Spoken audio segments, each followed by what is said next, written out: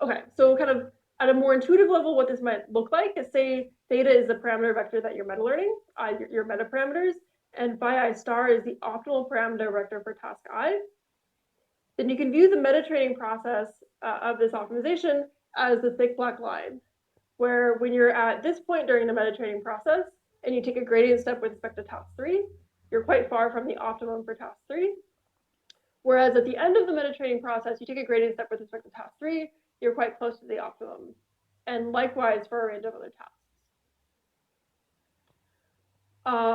And we refer to this as the model agnostic meta-learning algorithm in the sense that it embeds this optimization procedure in a way that's agnostic to the model that's used and the loss function that's used, as long as both of them are amenable to gradient-based optimization.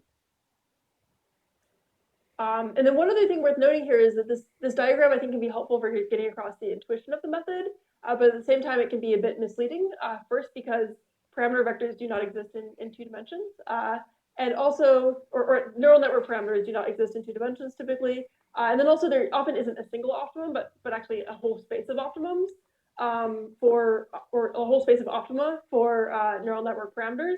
And so in many ways, it's more about not necessarily reaching a center point for these different algorithms, but reaching a point such that fine-tuning will eventually will get you to a good part of the parameter space with small amounts of data. Okay,